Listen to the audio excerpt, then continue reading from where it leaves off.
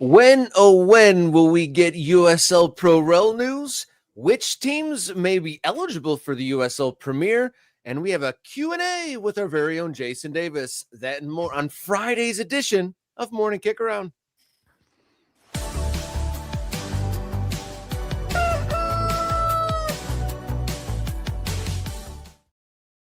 Hello and welcome to the show. You found your way to Morning Kickaround, the show that dots the map of the ever-changing American soccer landscape. How you doing? How you feeling? My name's Robert Kerr, local soccer commentator, and to my side, radio soccer commentator Jason Davis. How you doing? Radio soccer commentator, podcaster, sometimes writer. My enthusiasm for writing has dropped to zero with the end of the World Cup. I'll get back to it at some point. Honorary Puerto Rican, father of two, kind of in trouble with my wife right now. What else is on my list? Oh, I got so many things going for me, Rob. Shout out to too much time in the podcast basement and the wife's getting upset. What's going on? No, it's not that at all. Raising kids is hard. Let's just say that. Raising children is hard. All right. I want to acknowledge my guy, Jeff. First to the gate. My dad, we got a whole description or like a clarification on how the jerseys work for the Tour de France, and I guess probably other bike races. I know there are other ones, Tour of Italy. I don't know. Whatever the one is that somebody wins when they come, shirt. Whatever it is. I don't think there's a stage winner shirt, I was told. There's no stage winner. Only the yellow jersey for the overall lead, and then something about climbing gets you a polka dot jersey, like being the best climber. Like, that sounds amazing. Maybe we should get Jeff one of those. Maybe we need a Morning Kickaround polka dot shirt. Rob, yeah, I'm definitely not earning myself a polka dot shirt. Climbing hills on a bicycle, I have very stringy legs, not very polka dot earning legs, but great to have so many folks in there. And speaking of parenting being hard, I actually have to dip out partway through today's show. So if Jason all of a sudden gets really big on your screen, you'll know I'm doing it. And I'm leaving for very good parenting reasons. Yeah, indeed. Rob's got to go be a good dad. And so second half of the show will more than likely be a free-for-all, a Q&A, as many questions as I can get to, and then dotting of the map if we have dots to map. And whatever else comes up, we may get into the FIFA shenanigans. That's not on our list at the moment, but I know it's the number one topic, not just in world football, kind of like spreading out and now infecting everywhere like a virus, that Johnny Infantino. So we may get to that. I've been putting up comments on the screen. I want to shout out everybody who's here to support the show. Mr. Bob is in the building. Tulsa Mario is here. Both those guys have given out gifts. I think we've got actually a Hick in Time has done this as well. Mr. Bob with 10, which is incredible. Tulsa Mario 5, a Hick in Time with 5. Jeff has thrown $2 at us. If you want to support the show, gift memberships, great way to go. Build the community, get more people through the door. Hopefully those people re-up when their month is over, but at the very least, we get new people exposed to the incredible Discord community for Morning Kickaround, all the extra bonus stuff that we make. Just be part of this. So I was going to set a goal. I usually do on a Friday, Rob. Yeah. And it's usually what? I usually 10, 20. Or so. We're already at 20. So let's go for 50. Let's keep it, not from anybody that's already given, not from anybody that's already handed out gift memberships. So Tulsa Mario, Mr. Bob, and Hick in Time, no more. You're done. If anybody else wants to throw them at us, throw them at people so they can join up, that would be great.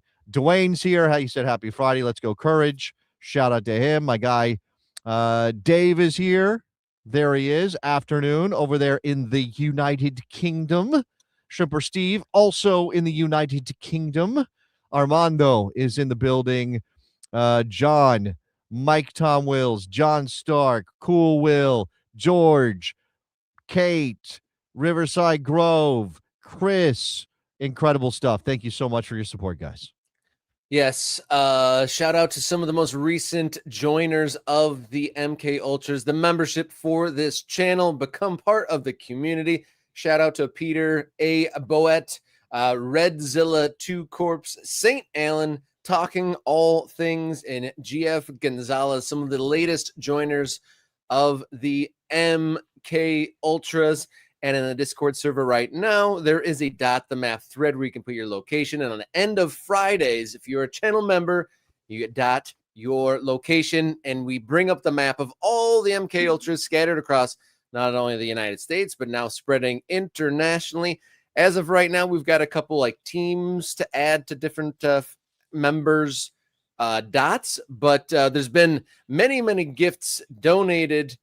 So there should potentially be many more dots to add at the end of the show, Jason. One other little update, our Kickathon, our Subathon 9/16/2026, Kickathon 2. Kickathon 2. We're at 10,000 subscribers by then, but if we're not, that's definitely the big goal. After we hit 1 million views on this channel, the 10K subscribers, probably the next natural one. It's Kickathon 2, the Kickening, I think is what I'm going to go with. That also might be a reference to one of my favorite television shows. All right. Kickening is good. I like that. Where are we? Paul's here. I just say Paul was here. I saw Callan and TRXP the Great is in the building. Bill Barrett, the Council of Bills, and the Council of Bobs, and the Council of everybody else. Okay. Sorry. I lost my place as I was saying hi to the Ultras. Now what? Well, we also say thanks to Kate for donating 5 more gifts. And then throughout the show, guys, put your location and you can get put on the map if you've accepted that gift membership. And just like Jason said, that lasts for 1 month. So it's our jobs together to keep you, what, for the months moving forward. Do you want to do something right now, Rob? I know we have business to get to, and I know you have to go be a dad somewhere. But why don't we go ahead and pull up the Ultra map, just so people who are maybe just becoming members, they might give up on us. No, if you're just becoming a member today, or you're not aware, maybe you're watching the show for the first time, and that's certainly possible. There are people that are new to what Morning Kickaround is. Kickathon 2, Return of the Kicks, pretty good. Kickaround 2, A Kick in Time. What do you think? Pretty good. Kickathon 2, The Search for More Kicks. That's pretty good. I like that one too. All right. So what I'm going to do here is I'm going to bring up the world famous Morning Kickaround Ultras map, which we have dotted with everybody who has been an Ultra and has given us their location to let us know where they are. Just give me 1 second to share my screen with the Ultras map, and you will see it. There it is. There's the Ultras map. So, and I'm not even really giving everybody credit. There's some people over there again in the United Kingdom, which is where Rob is shout out from Ecuador today too. I saw a shout out from Ecuador. Not an Ultra, but definitely cool that we got somebody from Ecuador. Why is it called Ecuador, Rob? Why is it called? It's near the equator, if I'm not mistaken. Oh, there you go. You're right. It's right on the equator, hence Ecuador. There you go. All right. That's geography for 100 on like teenager Jeopardy right there, man. Do we want to play Map Tap live on the show? Are you a Map Tap guy, Rob? I don't know what that is. I like map. I like map related games and activities. You got to do Map Tap, Rob. What are you doing out here? I've already played today, I think. And I think I kind of sucked up the joint. I think it was. Is it like a geolocating sort of a game? Yes, it is. So there it is. You have a globe and it says find Kingston, Jamaica, and you have to tap closest to Kingston. We're not doing that. That's a distraction. That's a distraction. I was going to say that's my afternoon. It's only like 4 places. It takes you like 5 minutes. It's not an afternoon. It's daily, right? It's a daily thing. Okay. All right. Here we go. What are we doing? All right. Support the show at any which way you can. Hit the thumbs up, share it, become a subscriber for free. For a couple bucks, become a member. Either way, support Morning Kickaround as we dot the map of the ever-changing American soccer landscape. And with that very much in mind, let's move on to our topic of the day. What's going on in the USL Premier? Next up in Morning Kickaround. Let's go.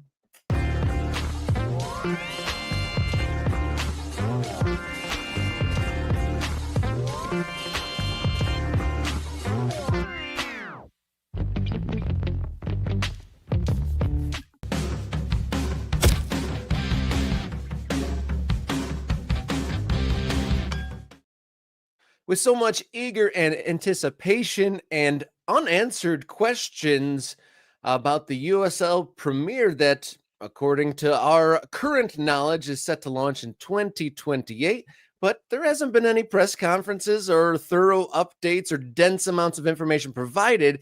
So we are going to kind of do the work and see, at the very least, what teams and cities might be eligible for this first year of the competing first division of American club soccer. Yeah. And there's a lot of parameters because there's cities that have waved the flag that they want to be in it.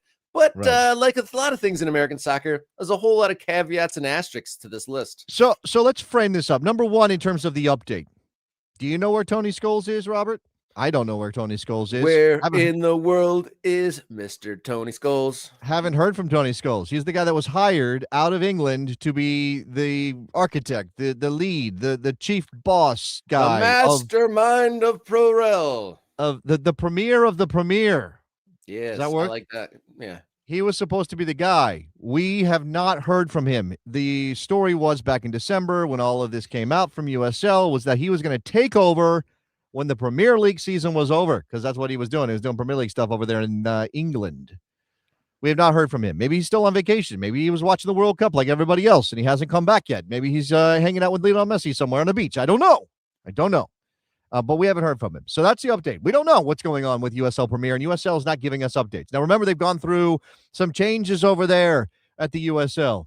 Private equity money has come into the picture. They said no thank you to Justin Papadakis and what he was doing and moved him on. So there are lots of questions. Now, Ewan, who is an ultra, be like Ewan, says that 8 teams are actively working to be eligible for US Premier by 2028. That's good. That's good. We know that. Okay. And again, here's the other part of the framing that's important, Robin. You and I were talking this out because you got to wrap your head around this. U.S. soccer has professional league standards. Now, and I know Riverside Grove is here and some other people. People don't like the professional league standards, or they will declare the professional league standards ridiculous because they were designed to protect MLS. That is absolutely a criticism of the standards you can lay on the table, and we will let it sit there, but we cannot address that today. We have to go with what we know, which is that U.S. soccer has professional league standards. And until proven otherwise, we have to assume that the teams have to meet the standards, or at least a good amount of teams have to meet the standards so that the number of waivers that USL gets isn't so ridiculous that there might as well not be standards, right? Because if you have 100 waivers, there has to be a bar at some point. Has to be a bar, Tim. So we are only going on what we know at this point, right? The best knowledge that we have. I will bring up the professional league standards for you just to kind of frame them up. The league must have a minimum of 12 teams to apply for a Division I men's outdoor league, which is what USL Premier wants to be. By year 3, they'll have to have 14 teams. So 2 expansion teams by year 3. US-based teams must play in U.S. soccer CONCACAF competitions. We'll leave that one aside. That's kind of not material to what we're doing today, although I know it is a sticking point for some people because of MLS and the Open Cup. Here are the stadium requirements. Stadia. You know it's fancy when it says stadia, not stadiums. U.S. based. Hey, what is the qualifying there? Where's the English language expert here? How do you separate those two? And also, I'm seeing people talk about the ownership stake percentage that has changed. Yes, that has changed. We'll get to that. U.S.-based teams must be located in the at least the Eastern, Central, and Pacific time zones in the continental United States. Because why, Rob? It says it right there. Because why? Because that's where all the people live, basically, right? Because as much as I love the mountain time zone, and that is the ancestral lands of the Davises and my mom's family, the Bradleys, Coloradan people, there aren't a lot of big cities in the mountain time zone. Not as many as there are in the East, the Midwest, and obviously out west on the coast. So that's a time zone requirement. Is it ridiculous? Maybe, but it's still there. At least 75% of the league's teams must play in a metropolitan market of at least 1 million persons. Now, we have to kind of, we have to go with the best guess here because different groups define metropolitan markets differently. Like, for example, Rob, I live in the Washington, D.C. area. Mm-hmm. Is Baltimore part of the Washington, D.C. metropolitan area? Yes or no? Yes. It depends on who you ask, okay? It depends on who you ask. Yes, no, maybe. All right, no, we're going to go with our best guess there. Common sense might prevail. League stadiums must meet the following parameters, and this is the big one. Right? This is infrastructure. This is spending. This is all those things. All stadiums, arenas must be enclosed. So you can't be like, you can't have an open end and people can just walk in and do whatever. Obviously, that's ticketing and all kinds of stuff. Security. All league stadiums must have a minimum seating capacity of 15,000. Okay. And what is the big thing that people like to point out about other more established leagues and their standards being a lot less than that? Yes, right. A lot less than that. So, there are lots of leagues over in Europe and even first division leagues where they don't have 15,000. This is the way the PLS is written. We are, again, not arguing whether it's right or wrong. We are just going with what they have on paper. And then there's also, you have to have a lease. You can't be like messing around and not have a lease. Okay. That's the stadium. 15,000 is the number. There's a financial viability section of this. This is what was referenced in the chat by somebody about the percentage of ownership. This is talking about financial. This is actually the league's financial viability here in this section. And then we get to the team ownership financial viability elements, which has been changed. It is now 15% of the team has to be owned by a principal owner who has a net worth of at least 40 million US dollars. Then that net worth cannot include, as mine does, the equity in my house or the value of the club you own. That's kind of that's like if I buy a club, then that's part of my value and now I meet the standard. No, you can't do that. That's cheating. Together, everybody must have at least $70 million of net worth to their name. Everybody, the principal owner at 40, and then everybody else who makes up the rest of the ownership group. And then there's stuff in there about audits and things like that, but that's not really pertinent to what we're doing. So, Rob, that's a lot of caveats. It's like that's a whole lot of things to keep in mind here. And then as we're gonna kind of go through the championship and see who might be eligible. We saw 8 teams commented that are making some viable pitches for this, but there's potential teams coming in and there's proposed stadiums coming in, but kind of frame it as the current teams playing in the USL's, the American Second Division. And with all those PLS requirements and all the moving parts of stadium and team launches, we'll go with the teams that we know and exist. So we'll go in alphabetical order here. Okay. Wait, we really don't mind us jumping in, but do you need to add more caveats? No. I just want to say that these are as you said, these are the second division teams right now. These are your USL Championship teams with Atletico Dallas. Atletico Dallas coming in next year, right? So that's the one expansion team that is coming in quickly. There are other teams on the list that are still working out their plan. We're not including USL League One teams, mostly because you probably wouldn't be in League One if you had ambitions of being a first division team. So go. Even though there's some teams in USL League One that potentially could earn their way up the pro rel field, but to get us started, are they eligible to become a USL Premier League team? Birmingham Legion. So what do we know about Birmingham? Okay, what's this? They got a big stadium. We know that. The okay, they have a big stadium. They do not have a problem meeting the stadium requirement. They play in an American football stadium. Check, right? That's and again, I think that's the hardest one to meet. I mean, obviously you can't do anything about your metropolitan statistical area population. That's there will be some places that need waivers on that. Okay. According to what I see here, Birmingham has 1.1 million people. So we can also check off the metropolitan statistical area population requirement. All right. So 1 million people, a football stadium. So plenty of seats available.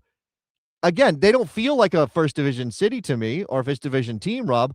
But when you are trying to meet these standards, as ridiculous and prejudicial as they are, problematic and prejudicial as they are, if you're trying to meet them, then Birmingham probably gets on the list, right? I would say so. They're one of, I think, only 4 teams that meet current capacity requirements as of now. But we don't know if they've got an owner with $40 million of net worth. That I don't know off the top of my head. And maybe, they have a long list of owners because a lot of these teams are in that kind of they're made up of a bunch of people, usually locals, who have gotten together. So I don't know the net worth of Jack Bryant or Nilinho Kolesko or John Harbert or Jeff Logan or James Outlet. And some of this stuff will be public and some of it won't. So it's going to be tough. But okay, move on. They're already new. They're in their first season in the USL Championship. But next up on the list, Brooklyn FC. They play in a baseball stadium. They have a capacity of about 7,000. And I'm not sure if they have a looming 40 millionaire in their They are envelope. owned by North Sixth Group. And we talked about this when they launched. North Sixth Group is a family office holding company. So again, this is maybe a little bit beyond us in terms of the financials here, right? That's an investment management group. Do they meet the requirement? Honestly, I don't know. Probably, maybe shouldn't. Look, Brooklyn's metropolitan area that is absolutely fine, 100% checks the box. Everybody knows that. Stadium is a problem. 7,000 seats in a minor league baseball stadium does not a first division soccer team make. And you might say 15,000 is too many, but give me like a soccer stadium with at least 10,000 seats, please. Like, I think that's pretty reasonable. 10. So yeah, I don't think Brooklyn would need a waiver for their stadium, and that's a significant one. Moving on. All right, moving on to Charleston Battery. Coming in, they play at Patriots Point Soccer Complex, capacity of 3,900.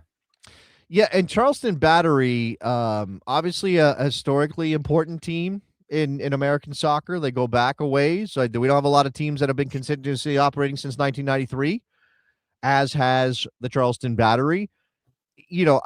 Charleston, what's the metropolitan area population of Charleston, South Carolina? I don't think a million.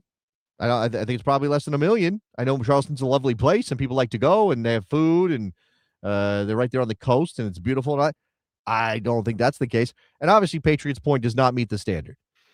Now, some of these area of 800,000, it says. 800,000. Maybe we get a waiver. It's only 200,000 people. What's 200,000 people between friends, Rob? What is it? Just give me 200,000 more people and we'll be good. And again, maybe if you extend just a little bit further out, you're like, okay, we get to a million. And again, I'm not saying that Charleston shouldn't get a waiver for that. Probably should.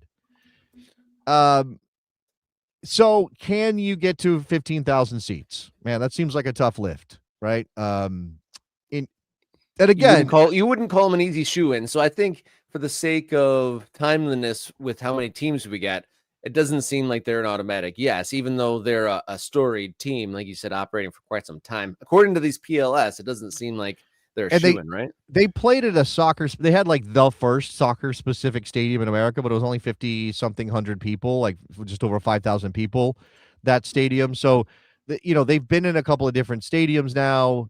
In both cases, they've struggled to, they're not struggled, but they haven't grown to a place of like, let's get 10, 15,000 in. All right.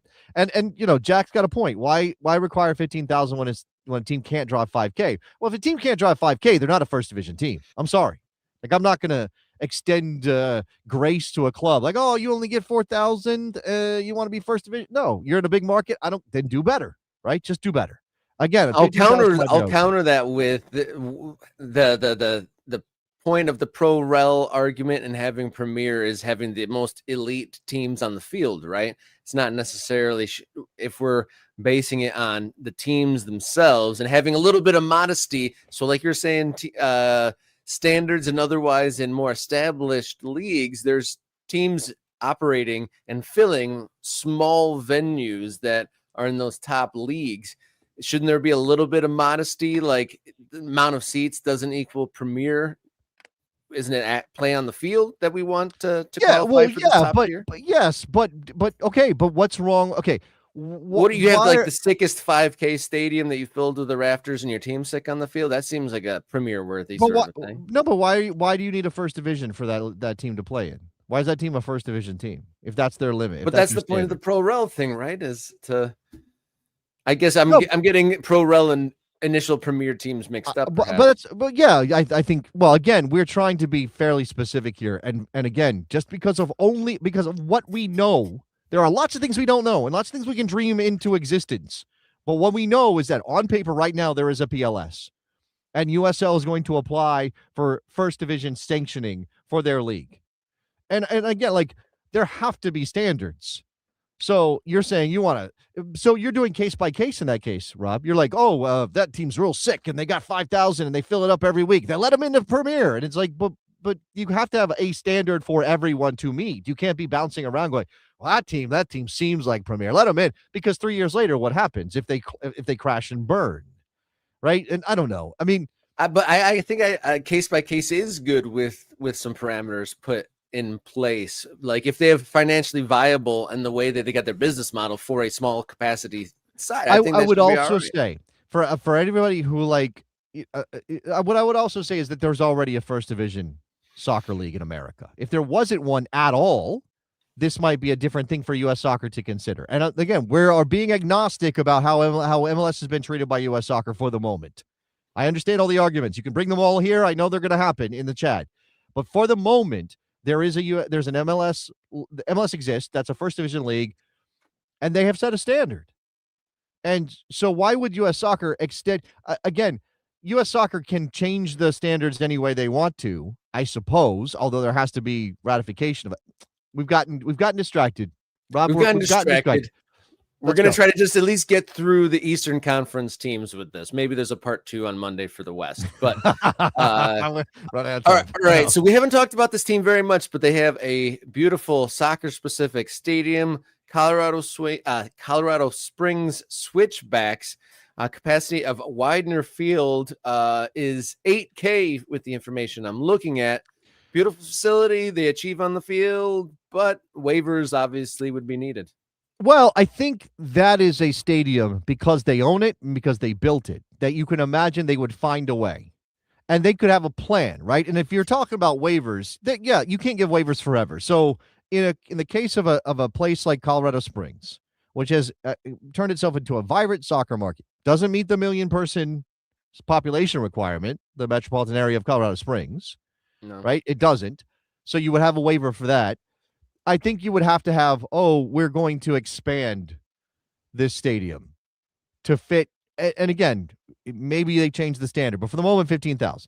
We're going to expand it to get to 15,000, right? This is what other clubs have had to do. Detroit went from, hey, we're going to have 12,000. Oh, wait, hold on. No, we're going to have 15,000, right? Because we know that we need to get to that number to meet the standard.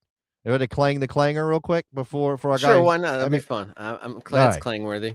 I'll let Jenny hit the clanger. Hey, welcome aboard. And all those who accepted gift memberships at the beginning. I would say that Colorado Springs, again, needs a waiver, could have a plan to expand their stadium. I think they're a strong candidate, Rob. Yeah, indeed. So are we going to put them in our yes category alongside Birmingham Legion for eligible? Yeah, I think right now, as we work our way through this, and maybe part 2 is on Monday when we get to the West, I think you have to put them in the very strong candidate, and then if we don't get to 12, well, then they might have to move in, right? And then you're asking for a waiver. All right. Okay, fair enough. Detroit City FC building a stadium. You just referenced that their new stadium plans got bumped up to 15K. So and they just announced they broke ground on Alumnify Field with a capacity of 15K, set to open on 2028, the same as USL Premier. So do you think DCFC is a 100%. debut Premier team? Yeah. I mean, look, the stadium is under construction and it's going to take a while. And what's the delivery date on the stadium, Rob? 28, which, fits, right? Right now, obviously they have a stadium problem, and they wouldn't even wait, but you're not doing that. You're planning for 28. So 100% check off Detroit City and move on. Easy yes on the list. El Paso Locomotive, storied team, been making headlines with some celebrity players. They play in a baseball stadium out there. What do we think? Is El Paso Locomotive, one of those we're penciling into this USL Premier? That one's tough. Anybody who plays in a minor league baseball venue with no clear plan to build or to take over and add seats and retrofit, that one is really tough. I like El Paso Locomotive. They've been a good part of the USL Championship. I don't think you can put them in the yes category right now, Rob. I think you kind of have to put them on the outside looking in for the moment. Again, if we're going by those PLS. Moving right along, Hartford Athletic, yes or no, USL Premier team? By the way, El Paso metropolitan area, something like I think they might be close. There, a million in this. Well, a million. Excuse me, in the CSA, which is the combined statistical area. So again, I guess it depends on how you look at it. Who was the one you just went to? Hartford Athletic. Hartford is going to meet the population requirement, I think. They haven't been good mostly on the field. I think they've had, maybe had Blips some and blops. Yeah, here and there. Stadium wise, what are they doing, Rob? They've got Trinity Health Stadium, which is 5,500 seats. One of those bleacher buildings that we find in lower division soccer. It looks like they could add some seats on the end, just like anybody else. I don't know if that's enough to get to 15,000. I think they might, if they were applying, they might have to come up with that plan. Hey, and we're going to add a bunch of seats and we're going to get to 15,000 because we want to be in Division One. So I think Hartford has to be a strong candidate. All right, so Hartford in the maybe category, but moving along, we're looking for some more certain. There's a lot of teams that are maybes with if this, and this happens, but Indy 11, in or out? They've got a whole stadium saga, but it seems like they could be in here. Oh man, Indy 11 is such a microcosm of American soccer. The story of that team, the story of the city, like angling for MLS, sort of behind the backs of the lower division team ownership, and the way that all felt like a real estate play by a developer who was the owner of the club. They've got a list of people that are involved. I don't know. Again, does Ozdemir meet the requirement for ownership, net worth, and that stuff? Their stadium right now, I think it can get to 12. I don't know if that's for soccer or just for concerts and the like. I feel like Indy has to be in your list. Again, you might be asking for a waiver and you might have to have a plan, but I think Indy has to be on your list, Rob. Indy's on the list, so we're at 4. What do you think? Matthew is saying the Indy 11's a hard no, but is that a club but thing? He's a Michigander. He's anti-Indy 11. Oh, then I realized Matthew was a Michigander. All right. But if they get the right home, I don't see why not. Big city. There's definitely like a hunger for there. If they get the situation right, I think Indy 11 could be a hit for USL Premier. Moving along, Las Vegas Lights, who it just seems crazy that they are in the Eastern Conference, just looking at it like this. But Las Vegas Lights, are they a Premier team? Yeah, just because it's coming up in the chat, El Paso Locomotive, they have some idea of pursuing a stadium. We don't know if that'll ever happen. Obviously, Indy 11, that still remains out there as a thing. Las Vegas Lights, again, it's a stadium situation because they check so many boxes. It's a major market. It's way more than 1 million people in the metropolitan area. They have the potential to be big. You also have to, I don't think this should be a factor if we're just talking about Las Vegas and their resume for this, Rob, but MLS is eyeing Vegas as well, right? And there could be a relocation there, which I don't know. I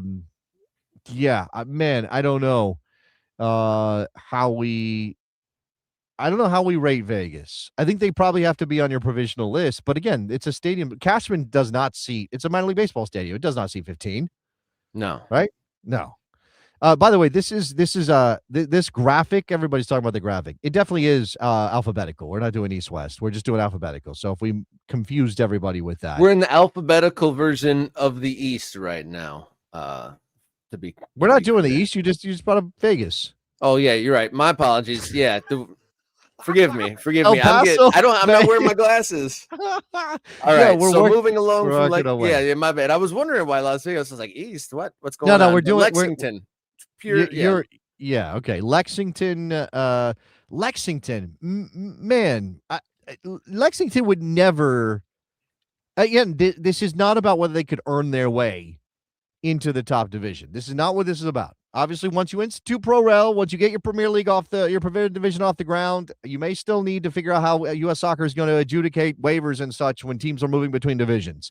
But if we're just talking about populating a top division that meets the PLS right now, I don't know how you can put Lexington in that group, Rob. I mean, The fact So that is this a shower versus grower conversation? Lexington is going to have to be a shower to like move their way up and not necessarily be a I'm first year.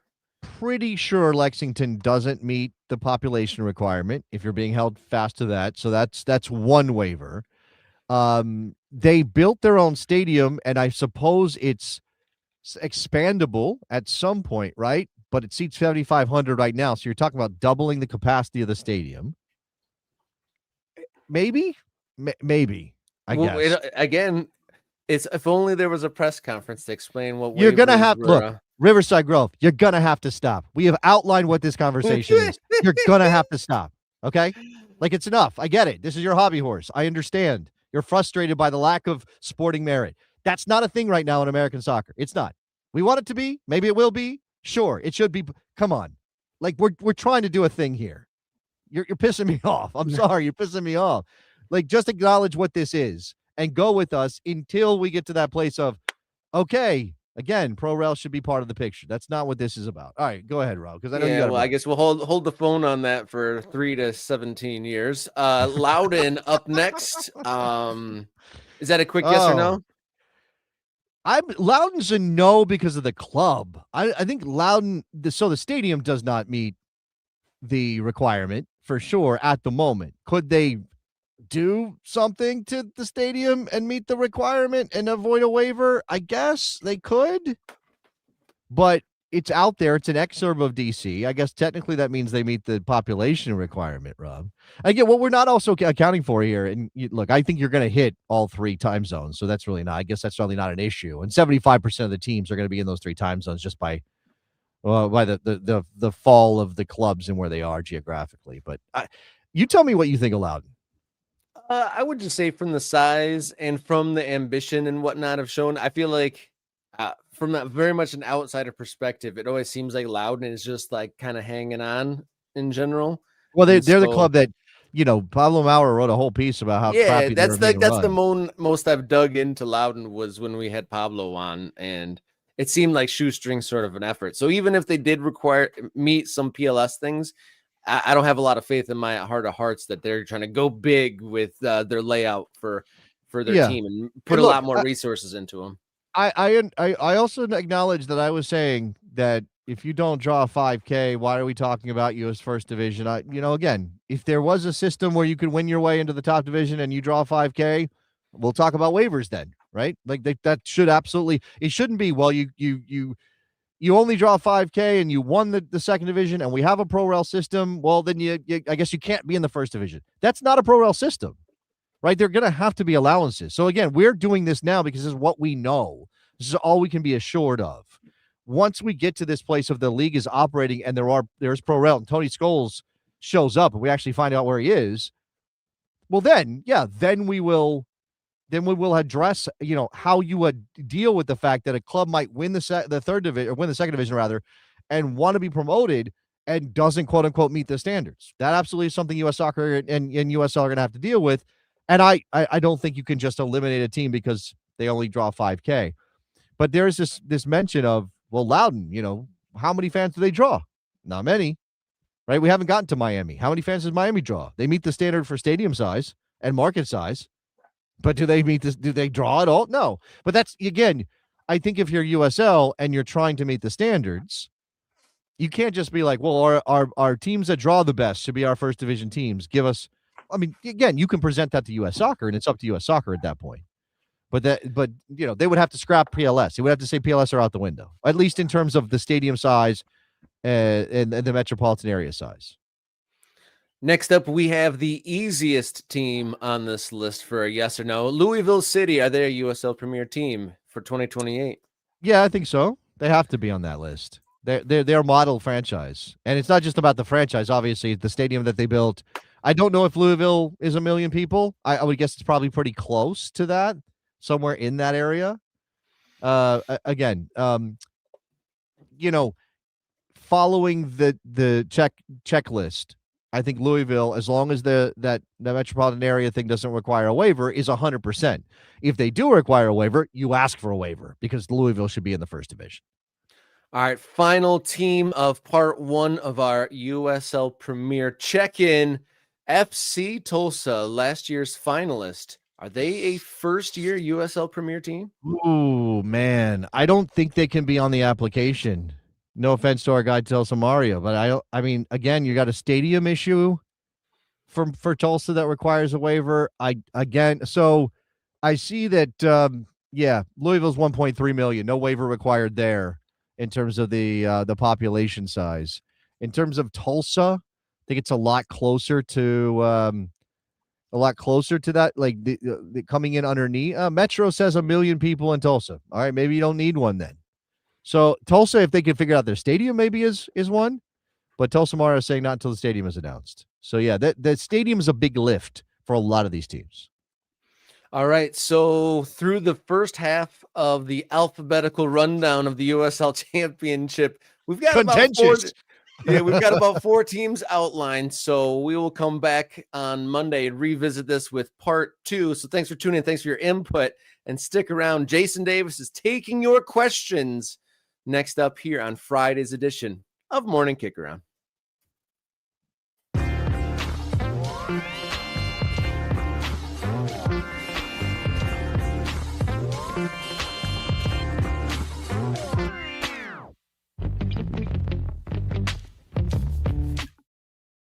All right, we're back on Morning Kickaround. Rob is off to be a good dad. I'm going to try not to fight with anybody in the chat. And I'm not, so I want my apologies to Riverside Grove. I hope you didn't take that too harsh. I just wanted to try to frame that discussion the best we could, knowing what we know.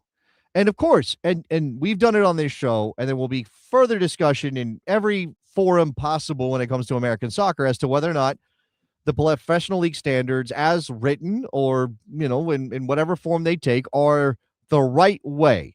I did see a question earlier, and we're going to do a free-for-all Q&A, and I'm not even going to priority to the ultras. If you're an ultra, your question will get on screen 100%.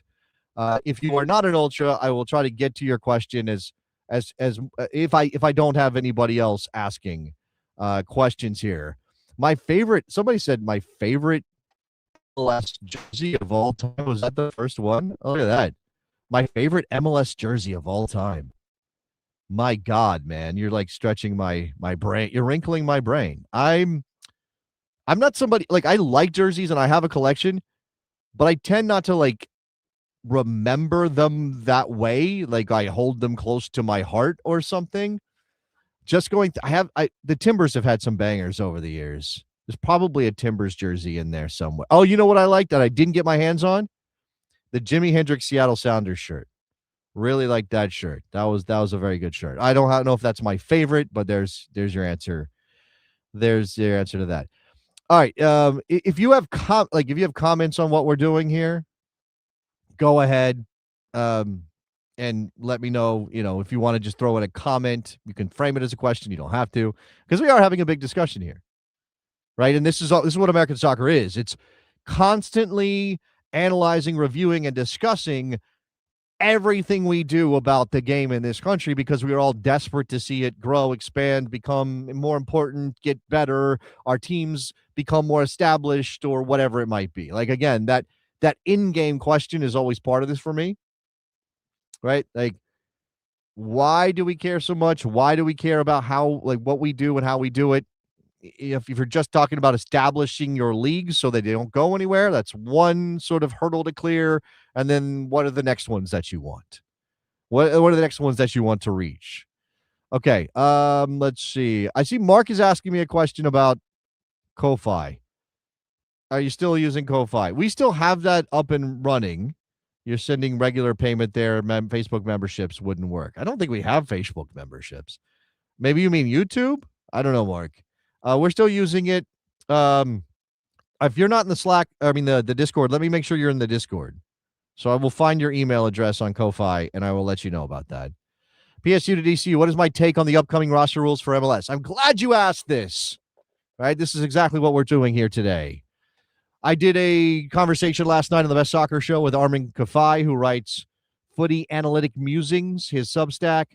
One of those sort of capologist approaches to Major League Soccer. If you're at all interested in MLS and you're at all interested in the cap rules of MLS, you're all interested in trying to understand them and understanding what teams have available to them to use to build their clubs, I would suggest go reading Armin's Substack, but also maybe watch the conversation I had with Armin last night on the Best Soccer Show, or listen to it. It's in your podcast feed if you subscribe to the Best Soccer Show. And please do that. In general, this is what I've been saying for years and years and years, and I'm not alone. Obviously, as a voice in American soccer, lots of people are saying, simplify your damn rules. If a salary cap is necessary, and I still believe that it's a good idea in a general way, then at least make it so that fans can interact with your salary cap and be armchair general managers and imagine themselves building a team and understanding. It doesn't have to be simple. It doesn't mean it's not that you have to have the simplest rules where it's just there's a salary ceiling and a salary floor and that's it. You can build in some exceptions. You can build in things like tradable cap space, which is what GAM is.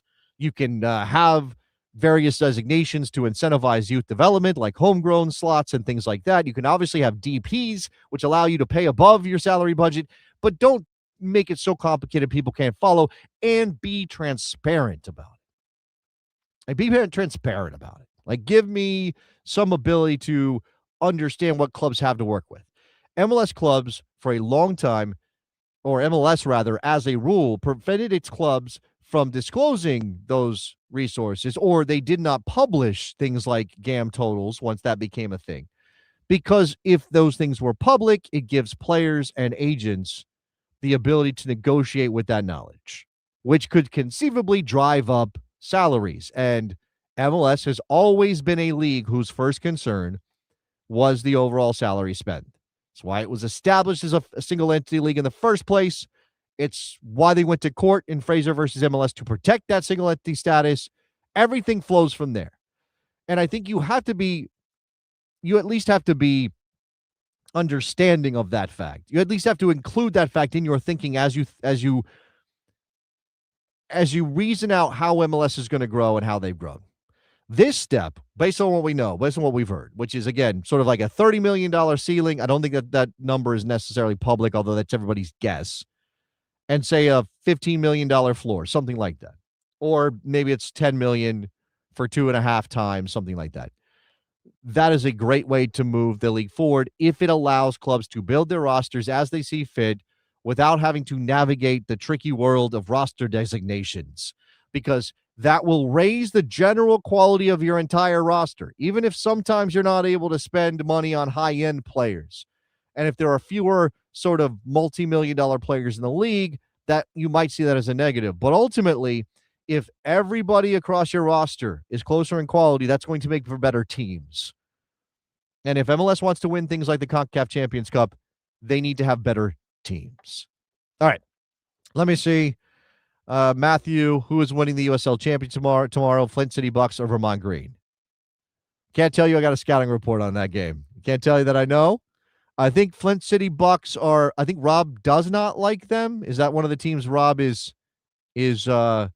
I don't know. It's a Michigan thing, I guess. I don't know where they are in the hierarchy of Michigan clubs, but I'm a Vermont Green fan, so I'm going to say Vermont Green. Go Vermont Green. They're obviously an incredible story. Should they go to USL League One if they win? That is not, and this is about the way American soccer works. That's not about winning, right? If they win the game, they may deserve to be in a higher level. But you know this, Matthew, the lift from short season USL League 2, summer season college players, to professional full season USL League 1 is massive from a financial perspective. And I can't tell. I don't have their books in front of me. And even if I did, would I understand them enough to say, yep, they're strong enough? Vermont Green's done a great job building what they are. But for them to move to League One, that is a choice they have to make based on a number of factors. It may even require massive new investment, right? We watched Detroit City go from NPSL first to NISA and then to USL. And in order to do that, and again, some of this is PLS, but a lot of it's just the fact you need money to come in the door to get you off the ground. They had to go find new investment. They had to get more people involved. And that changes the complexion of the club. Now, Detroit has navigated it just about as well as anybody. Now, we got new names that are being added that may cause some concern in the Detroit City fan base. but they've navigated just about as well as you can, which is to say the character of Detroit City FC has not changed dramatically because they've added new money, which new money means new people who have a say in what you do. What is my favorite TMZ style MLS story from my time covering the league? Oh my God. Wow, this is a good question. This is my guy Mitch in Chicago. Mitch, I have a whole file on some of the great stories in MLS history, some of the lore, and I maybe even done a couple of these on the Best Soccer Show feed where I talked about the lore of some of the history of MLS. I think it's probably I don't know if it's TMZ style. It's probably the whole collapse of Chivas USA. Like just the whole saga of that. Jorge Vergara, the money, the attempt to have an outpost of Chivas de Guadalajara in the United States that fell flat on its face, the days of the matches between the Galaxy and Chivas when they were sharing a stadium in California, the decision by Chivas USA to go in a pro-Mexican, Mexican-American direction, allegations that violated U.S. law, HBO Real Sports doing interviews with figures from Chivas, the whole thing. It was a disaster. I think Chivas probably is my favorite story. I have to think about that for a second. Thank you for that that question. Let's see. Do I think the Santa Barbara Sky will ever happen, or are they just vaporware? At this point, it's really hard to believe that they're going to happen. I have no direct insider reporting on that right now, although I'd like to ask some people. Always, like, the road to hell is paved with good intentions. And American soccer is a good example of the road to bad places being paved with good intentions. And I think Santa Barbara Sky is another one of those teams that was started, imagined, and conceived with good intentions. But perhaps the people involved did not quite appreciate what it was going to take to get that team off the ground. And if I have this correct, and I know there are people in the chat who probably know this as well as I do, or better than I do, Santa Barbara Sky bought the franchise rights to play in the USL from Memphis 901, another team born of good intentions that collapsed because of a stadium situation. Now, again, Santa Barbara is supposed to play. I mean, the latest is they were supposed to play next year in the USL Championship, and no one. I mean, does anybody really believe that's going to happen? Like, we didn't even include them in our list of clubs to consider for USL Premier the way we are with Atletico Dallas, because we don't have any data that things have gone quiet. And in fact, I think they stopped taking ticket deposits. Santa Barbara Sky. I'll tell you that if they did intend to get a team on the field, I was told somebody I know was offered the head coaching job. They turned it down, or they passed on the idea because maybe it wasn't going anywhere. But I do think that is interesting. All right, let me scroll back up here. Man, you guys are moving. Look at this. This is great. Flint City Bucks, the most decorated team in USL 2 history. I think I knew that, but didn't recall it in the moment. Rob came to cheer for Peoria City last week at Flint City. That's nice. I think I did hear that story on the show. Let's see. This is a good point from Jack. If Vermont Green, if they want to go up, doesn't seem like they would based on their mission statement, right? That is their climate-focused mission statement, all that stuff. Again, climate consciousness being mentioned here by Matthew, that's definitely part of it. You know, does that fit who they want to be? And look, that's the thing we have to allow room for in American soccer, that there are going to be people who say, this is what we want to be, and we don't want to be anything else, right? Because, again, there's this demand that clubs meet our need to see American soccer thrive. And anytime anybody has a little tiny bit of success, it becomes a very, very quickly like, oh, they've got to go up. We did this with Annapolis, right? Annapolis Blues, one of Michael Hitchcock's teams, there in Annapolis, Maryland. Incredible crowds out for summer soccer in a college town. Annapolis is the home of the Naval Academy. A soccer hotbed. Maryland is a soccer state. But is it the right thing to do for Annapolis to jump immediately? Now, I think they're pondering that. I think they're looking at it. And of course, when you draw 10,000 people to an amateur soccer match, you should consider it. Of course, you should consider it. But it doesn't mean it's necessarily the right thing, or that they should rush to being a professional team. Because again, I'm at a place now where I want to see as many teams launch as possible. But it's still never good to see a club that could have been something long-standing collapse because they get too ambitious too fast. This is not a question so much as a statement. Get Ray Hudson as a guest. He would be fantastic for MLS lore. Absolutely. I got to check in on Ray. He's retired. He did some of the voiceover stuff for SiriusXM FC during the World Cup, and it was incredible. Just as good as you would expect. Let's see. Big Nug. What's up, Big Nug?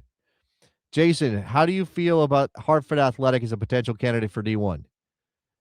If they have a stadium, right, that haven't proven, like there is also this thing about wish casting teams into premier division, Division 1, and suddenly that becoming a reason for fans to go out and watch them.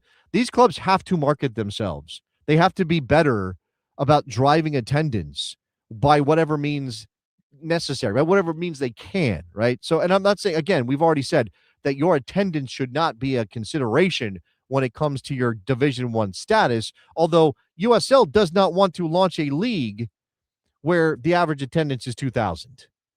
Right? That's not good for USL and their business. And let's remember that they are a business, where whatever we want to say about the romantic notion of clubs winning their way to the top division, USL cannot run a top division if USL is not making enough money, or at least meeting their making their ends meet to keep the division going. So I think we talked about Hartford a little bit.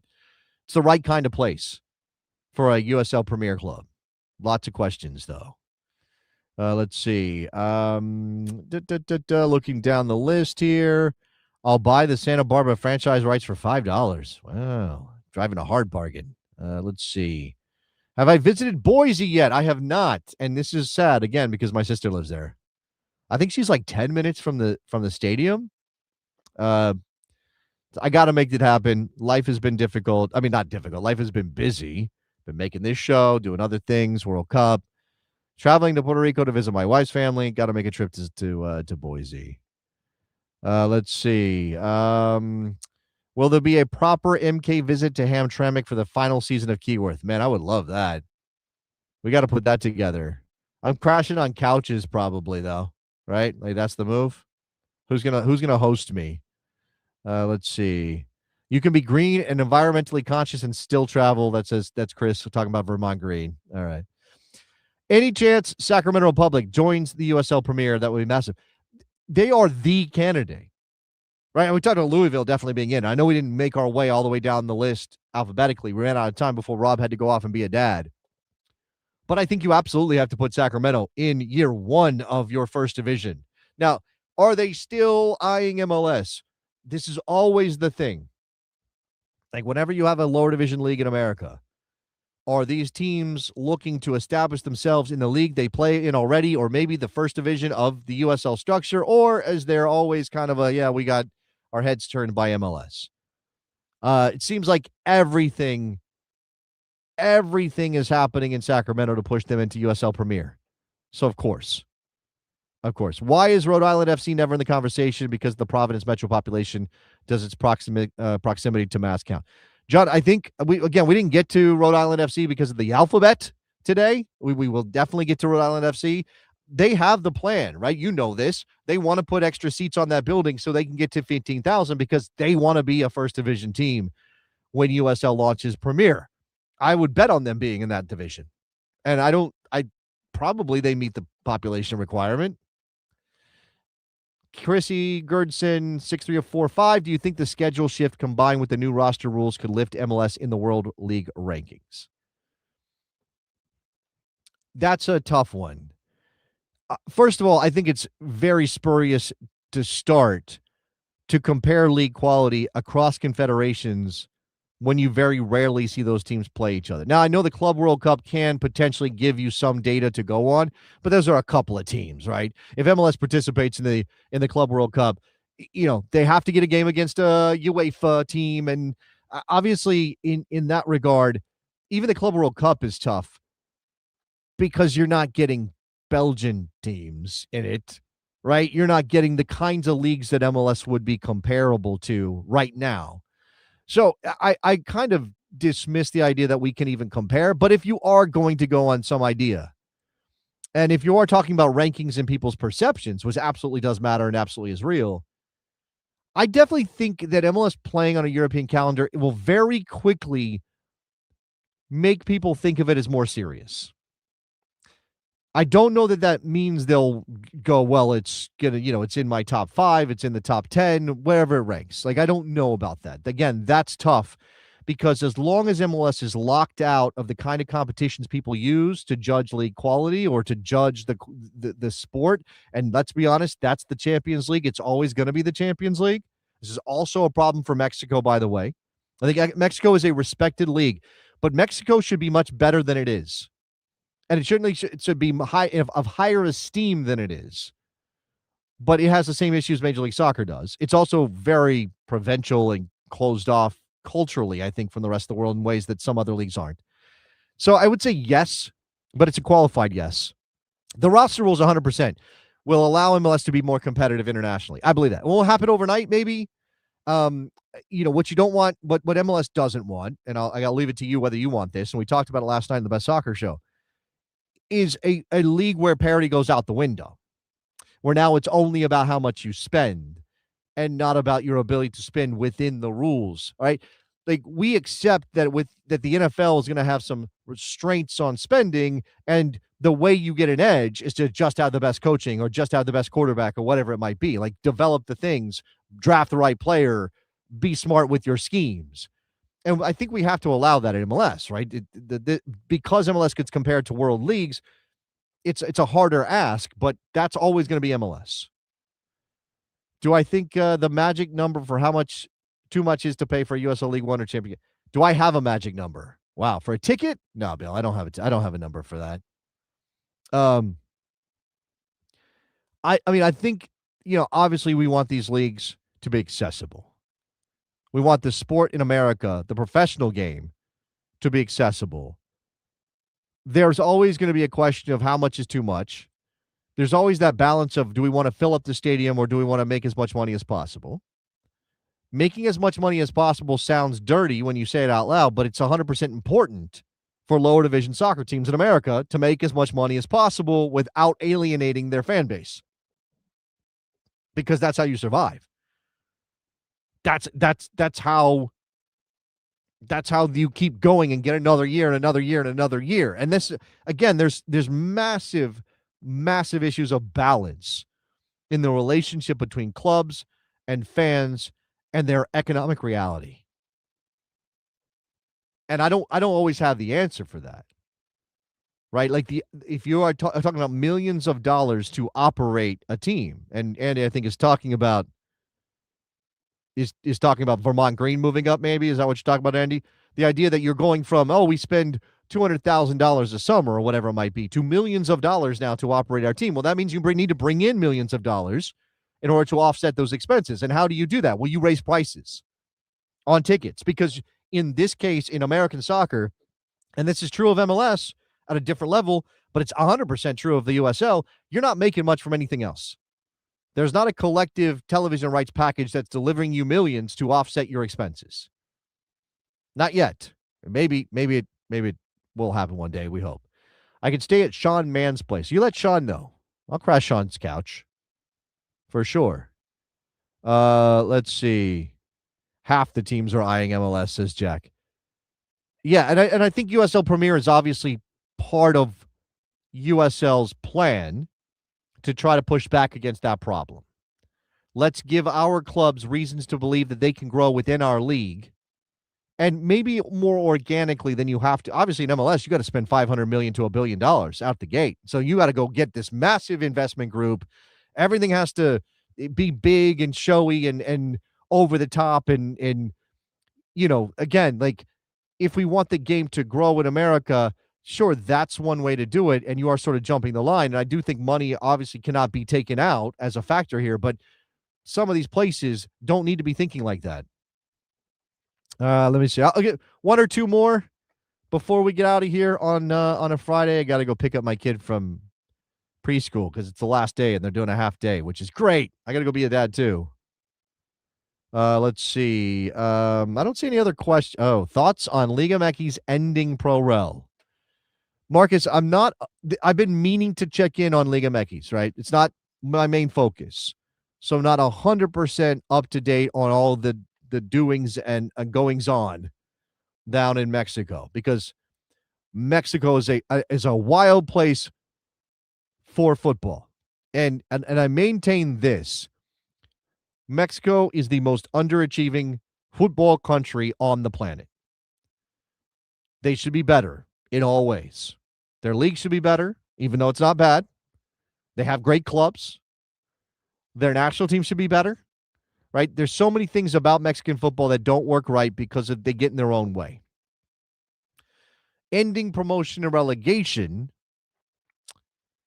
is also part of that story, right? Like, and I'm not one of these people who thinks that Pro Rel is like the natural state and you should always be bending your league in the direction of Pro Rel. I think promotion and relegation is a great thing when you have enough teams, when it's the kind of thing that will help grow your soccer culture, or it just makes sense. Again, the reason Pro Rel started, right? Let's be clear about this.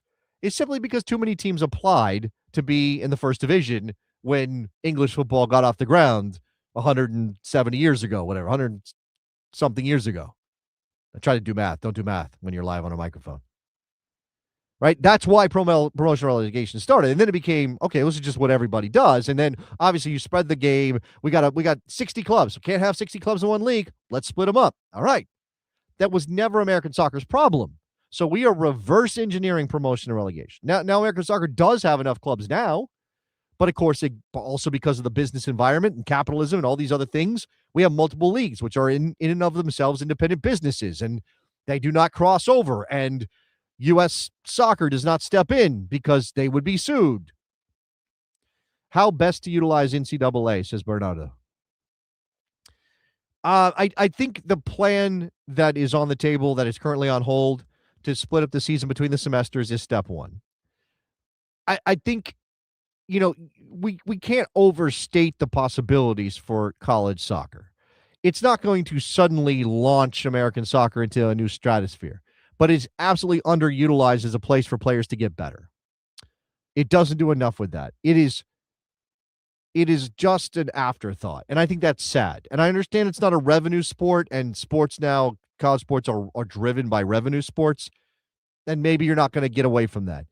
But it definitely feels like college soccer could be a much bigger part of the scene. And look, U.S. soccer stepping up, which you don't know where any of that is right now, the white paper. I haven't seen an update. U.S. soccer stepping up with some sort of plan, I think, is the right move. They can't make the NCAA go with that, right? George is saying it started from emergence to league. It's essentially the same thing, George. There were too many clubs for one league. That's the bottom line at the time, right? Again, before soccer was even about revenue necessarily. Now it's about revenue. Let's see, man. Okay. I said one or two more and you guys have kept them coming. Let's see. I saw something about Don Garber in there. I don't know. Any possibility Carl Couton on the show? Soccer historian, ASL 2.0. We can reach out to Charles. Haven't talked to him in a very long time, but he could be a good get on the show. Lots of good historians in American soccer that deserve a little bit more attention. Any chance of the CPL joining the USL? I find that almost impossible to imagine. I'm not sure why the Canadian Soccer Association would on any level want to combine their league with the USL. And CPL, the CPL does seem to be doing okay. I mean, I don't know. Matthew says, great. I'll take your word for it, Matthew. Haven't checked in on the attendances and the revenue and stuff. They pop up when they're in the CONCACAF Champions Cup, right? When Vancouver FC or whoever it is playing in that competition, they seem to be okay. And again, they should have their own first division soccer league in Canada.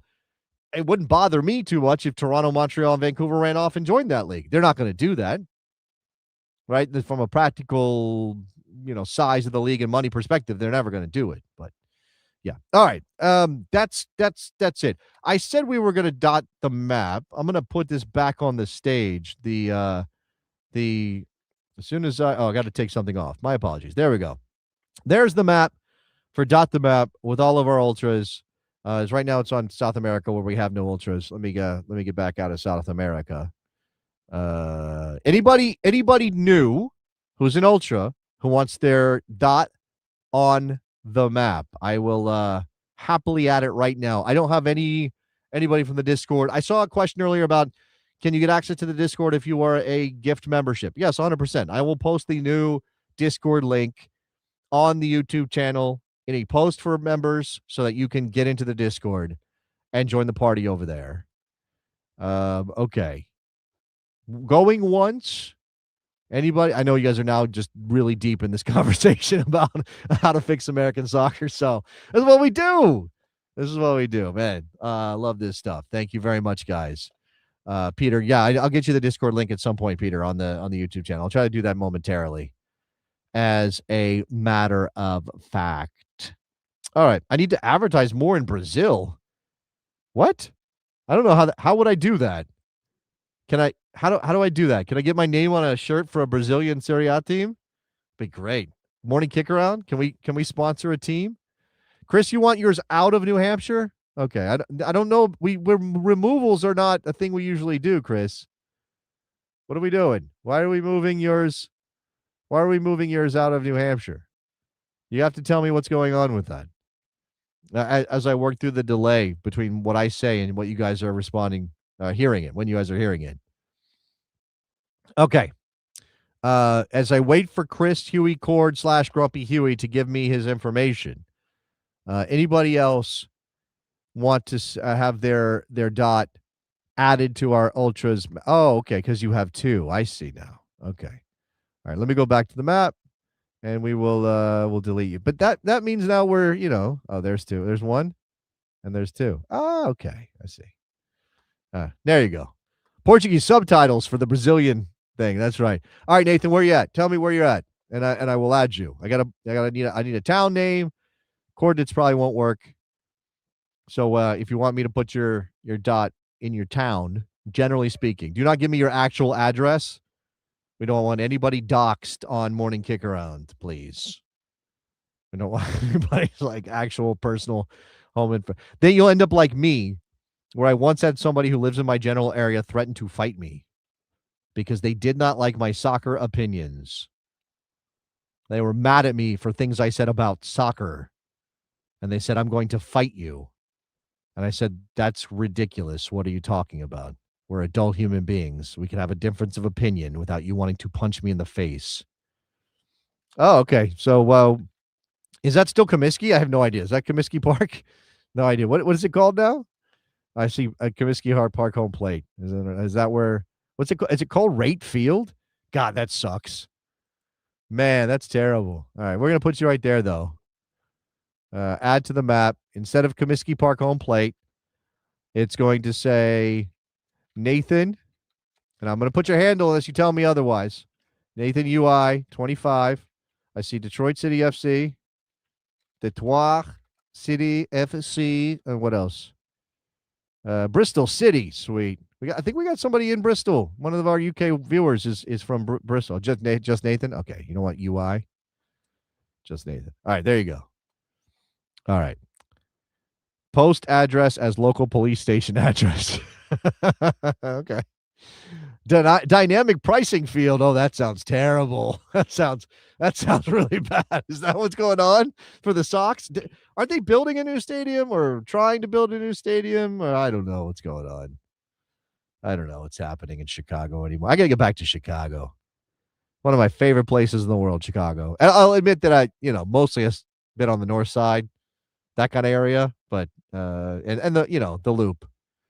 All right. All right. I don't see anybody else. High mortgage rate field. That's good too. I don't see anybody else adding their dots. So I'm going to wrap this up. One more call for you to join the Ultras. become a member of the channel, support American soccer, support what we're doing, what we're building, what's going on here on this channel. Thank you to Rob. As always, he had to dip out, but there you go. Oh, they wanted to build where the Fire are going to build. Is that what happened with the Sox, with the White Sox? Oh, man. Wow.